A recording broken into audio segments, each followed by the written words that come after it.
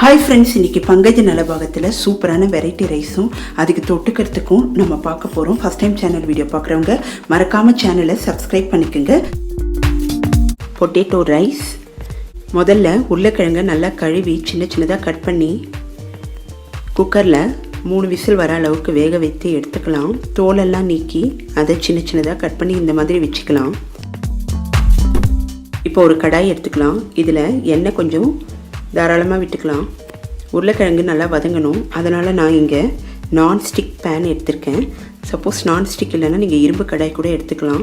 உருளைக்கிழங்கு நல்லா பொன்னிறமாக நல்லா வதங்கணும். அப்போ தான் இந்த சாதத்துக்கு ஒரு தனி சுவை கிடைக்கும். இப்போது இதோட உருளைக்கிழங்குக்கு தேவையான அளவு உப்பு, மஞ்சத்தூள், மிளகாய்த்தூள் சேர்த்து நல்லா வதக்கி அடுப்பை சிம்மில் வச்சுக்கலாம். உருளைக்கிழங்கு நல்லா வதங்கிட்டு இருக்கட்டும். அடுப்பை சிம்மில் வச்சுக்கலாம்.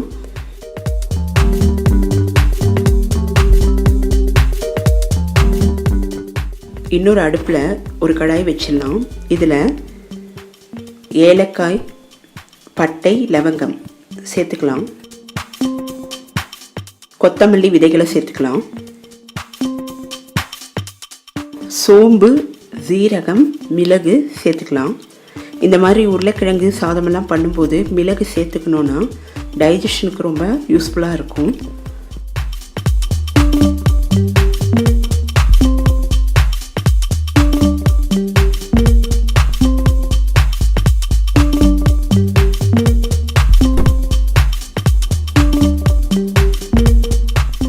நல்ல பொன்னிறமாக ஃப்ரை பண்ணிக்கலாம். சிம்மில் வச்சே நம்ம பண்ணிக்கலாம். அப்போ தான் ரொம்ப ரோஸ்டடாக நல்லாயிருக்கும். இதை மிக்சியில் அரைச்சிடலாம். இப்போது இதே கடாயில் நல்லா தாராளமாக எண்ணெய் விட்டுக்கலாம். சீரகம் சேர்த்துக்கலாம்.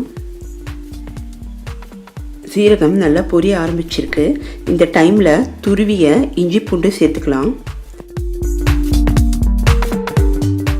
இதோட கட் பண்ணி வைத்த வெங்காயத்தை சேர்த்துக்கலாம்.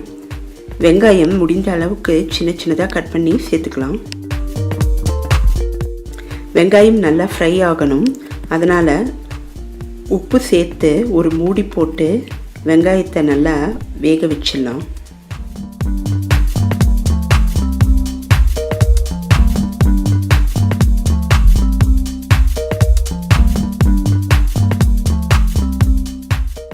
இந்த பொட்டேட்டோ ரைஸ் குழந்தைங்களுக்கு ரொம்ப பிடிக்கும்.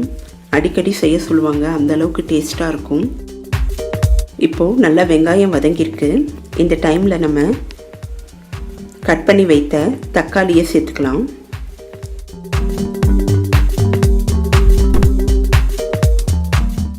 இந்த வெங்காயமும் தக்காளியும் இந்த எண்ணெயில் நல்லா வதங்கணும். அதனால் ரெண்டுத்தையும் நல்லா மிக்ஸ் பண்ணி ஒரு மூடி போட்டு மூடி வச்சிடலாம். இப்போது தேவையான அளவு மஞ்சத்தூள் சேர்த்துக்கலாம்.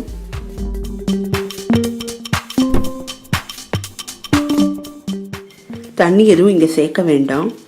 ஒரு மூடி போட்டு நல்லா வேக வச்சிடலாம். வெங்காயம், தக்காளி நல்லா வதங்கியிருக்கு. இந்த மாதிரி எண்ணெயிலே வதங்கினா டேஸ்ட் ரொம்ப நல்லாயிருக்கும். ஆற வைத்த சாதத்தை சேர்த்துக்கலாம். ரொம்ப ஈஸியாக செய்யக்கூடிய ரெசிபி இது. இப்போ நல்லா மிக்ஸ் பண்ணிக்கலாம். இப்போ நம்ம பொடித்து வைத்த பவுடரை சேர்த்துக்கலாம். இந்த ஸ்பைசி பவுடர் ரொம்ப நல்லாயிருக்கும் இந்த சாதத்துக்கு. இப்போ நம்ம ஃப்ரை பண்ணி வைத்த உருளைக்கிழங்கையும் சேர்த்துக்கலாம். நல்லா மிக்ஸ் பண்ணிடலாம். இப்போ அடுப்பை ஆஃப் பண்ணிவிட்டு கொத்தமல்லி இலை இருந்தால் சேர்த்துக்கலாம். அப்படி இல்லைன்னா கசூரி மெத்தியை நான் இங்கே கொஞ்சம் ஆட் பண்ணியிருக்கேன். டேஸ்ட் ரொம்ப நல்லாயிருக்கும். நமக்கு சுவையான பொட்டேட்டோ ரைஸ் தயாராகிடுச்சு. இந்த தொக்கு செய்வதற்கு முதல்ல கொத்தமல்லி இலைகளை ஃப்ரெஷ்ஷாக இருக்கிற மாதிரி பார்த்துக்கலாம். நல்லா 2-3 தடவை கழுவிடலாம். அப்போ தான் அதில் இருக்கிற மண்ணெல்லாம் போகும். புளியை ஊற வச்சுருக்கேன். ஒரு காட்டன் துணியில் இந்த கொத்தமல்லி இலைகளை பரத்திடலாம். நல்லா உணங்கட்டும். தண்ணீர் கொஞ்சம் கூட இருக்கக்கூடாது. இப்போ ஒரு மிக்சி ஜாரில் ஓரளவுக்கு ஈரமில்லாத கொத்தமல்லி இலைகளை சேர்த்துக்கலாம். உப்பு தேவையான அளவு சேர்த்துக்கலாம். நம்ம ஊற வைத்த புளியை சேர்த்துக்கலாம். புளி எந்த அளவுக்கு வேணுமோ அந்த அளவுக்கு சேர்த்துக்குங்க. நல்ல புளிப்பாக இருந்தால் ரொம்ப நல்லாயிருக்கும். இப்போது நல்லா இதை மிக்சியில் மை போல் அரைச்சிடலாம். இந்த கொத்தமல்லி தொக்கு இட்லி, தோசை, இந்த மாதிரி வெரைட்டி ரைஸ் எல்லாத்துக்குமே ரொம்ப நல்லா இருக்கும். 10 நாள் வரைக்கும் ரொம்பவே நல்லாயிருக்கும். ஒரு ஏர்டைட் கண்டெய்னரில் போட்டு ஃப்ரிட்ஜில் வச்சுட்டோன்னா ரொம்ப நல்லாயிருக்கும். தண்ணீர் படாமல் பார்த்துக்கணும். இப்போ ஒரு கடாயில் நல்லெண்ணெய் தேவையான அளவு விட்டுக்கலாம். நல்லெண்ணெய் இல்லைனா வெஜிடபிள் ஆயில் கூட நீங்கள் சேர்த்துக்கலாம். இப்போ நம்ம மஞ்சள் தூள், காரத்துக்கு ஏற்ற மாதிரி மிளகாய் தூள் சேர்த்துக்கிறோம். உங்களுக்கு எந்த அளவுக்கு காரம் வேணுமோ அந்த அளவுக்கு நீங்கள் மிளகாய் தூள் சேர்த்துங்க. இப்போ நம்ம அரைத்த விழுதை சேர்த்துக்கலாம். அடுப்பை ரொம்ப சிம்மில் வச்சுட்டு நல்லா வதக்கிடலாம். இது வதங்கிட்டே இருக்கும்போது எண்ணெய் எல்லாம் மிதந்து மேலே வரணும். அப்போ தான் கொத்தமல்லி தொக்கு தயாராக இருக்குதுன்னு அர்த்தம். அதனால் தேவையான அளவுக்கு நல்லா வதக்கிடலாம். இது வதங்கிட்டே இருக்கட்டும். கொஞ்சம் எடுத்து சாப்பிட்டா கூட ரொம்ப நல்லாயிருக்கும். இப்போ நம்ம வாசனைக்கு பெருங்காயத்தூள் சேர்த்துக்கலாம்.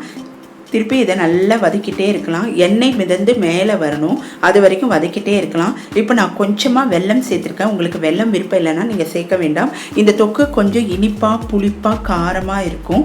இட்லி, தோசை, வெரைட்டி ரைஸ் எல்லாத்துக்குமே ரொம்ப நல்லாயிருக்கும். சுட சுட சாதத்துலேயும் இதை போட்டு பிசைஞ்சு சாப்பிட்லாம், ரொம்ப நல்லாயிருக்கும். இப்போ நமக்கு எண்ணெய் எல்லாம் மிதந்து மேலே வருது. ஒரு 5லேருந்து 10 நிமிஷம் ஆகும். ஒன்ஸ் நம்ம செஞ்சு வச்சிட்டோன்னா நல்லாயிருக்கும். இது கடுகு, வெந்தயம் ரெண்டுத்தையும் நல்லா செவப்பாக வறுத்து பொடி பண்ணி வச்சுருக்கேன். இதுலேருந்து ஒரு 1/2 டீஸ்பூன் சேர்த்துக்கலாம். அப்போ தான் நல்ல வாசனையாக நல்லா இருக்கும். ஊறுகாய் மாதிரி இருக்கும். இப்போ நமக்கு தொக்கு தயாராகிடுச்சு.